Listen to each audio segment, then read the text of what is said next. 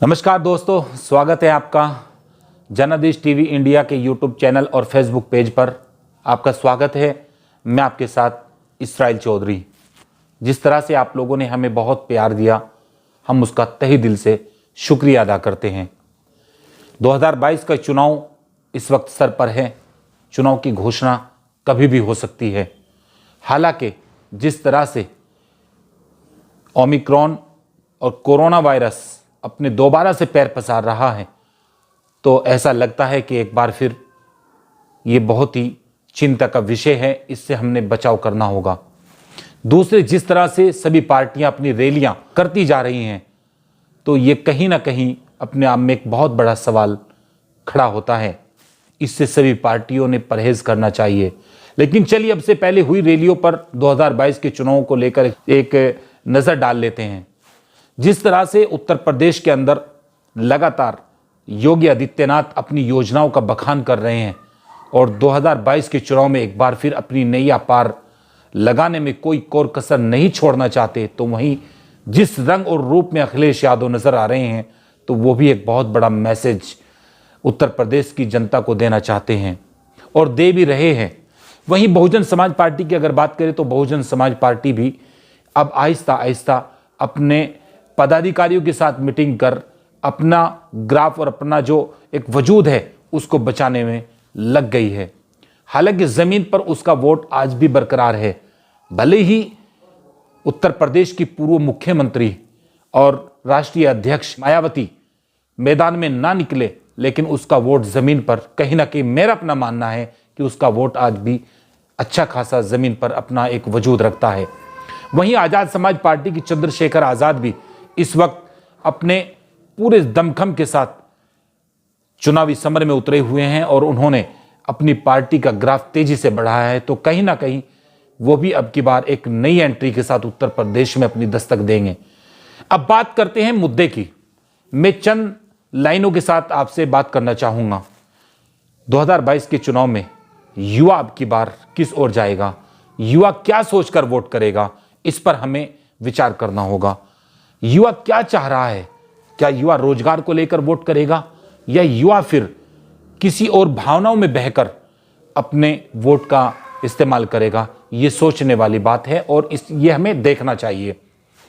जिस तरह से मौजूदा सरकार टैबलेट और अन्य योजना का जो है बखान कर रही है और बता रही है कि हमने ये योजनाएं दी, तो कहीं ना कहीं ये अपने आप में एक बहुत ही अहम सवाल है। और दूसरे, उत्तर प्रदेश के अंदर अखिलेश यादव अपनी पुरानी योजनाओं को जिस तरीके से बढ़ा रहे हैं और बता रहे हैं कि हमारी ये योजना थी, सरकार ने इसकी नकल कर ली, ये योजना थी, सरकार ने इसका जो है रिबन काट दिया, ये कर दिया, इस तरीके की जो बातें अखिलेश यादव द्वारा कही जा रही है, तो कहीं ना कहीं युवा ने पूरी तरह से सोचना होगा।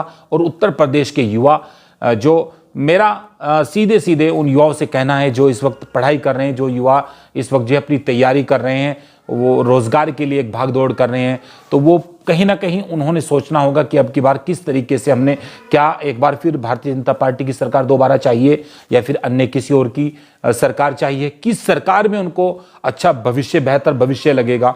अभी एक खबर आई निकल कर कि 14 जनवरी तक सभी स्कूलों को बंद कर दिया गया है।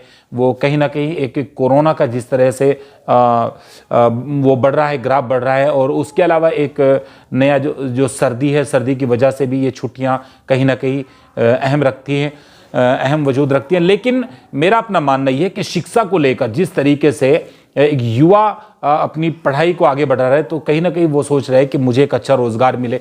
तो मेरी युवाओं से, जनादेश टीवी इंडिया चैनल के माध्यम से मेरे सभी युवाओं से एक दरख्वास्त है कि अब की बार बहुत ही सोच समझकर वोट करना होगा। और अपने सभी युवाओं से कहना चाहूँगा कि अपने भविष्य को, अपने फ्यूचर को देखते हुए वो अपने वोट का इस्तेमाल करें। और ये देखना होगा कि मौजूदा सरकार हमारे लिए बेहतर है, तो मौजूदा सरकार को वोट करना होगा।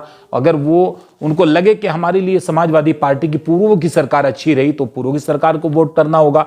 जिस तरीके से उनको जो अच्छा लगे, हम किसी एक पार्टी का समर्थन नहीं कर रहे हैं, लेकिन जिस तरह से सभी पार्टियां इस वक्त जो है मुद्दे से हटकर अन्य मुद्दों पर जा रही हैं, कहीं ना कहीं ये संकेत अच्छा नहीं है। सभी पार्टियां मुद्दे पर चुनाव लड़े, सभी पार्टियां जमीनी स्तर पर जो कमियां हैं उसको दूर करने के लिए जो है चुनाव लड़े। सड़कें, पानी, रोजमर्रा की जो चीज़ें हैं, रोज़मर्रा की जो आम आदमी की ज़रूरियात की जो चीज़ें हैं, जिनसे आम आदमी दो चार होता है, परेशानी का जो है सबब बनता है उसके सामने। कुछ इलाका ऐसा है जहां पर पीने का पानी आज भी स्वच्छ नहीं है। कुछ इलाका ऐसा है उत्तर प्रदेश का जहां पर सड़कें सही नहीं है, रास्ते खराब हैं। कुछ इलाका यूपी का आज भी ऐसा है जहां पानी की निकासी को लेकर गाँव के अंदर परेशानी बनी रहती है, सड़कें नहीं है, नाली नहीं है।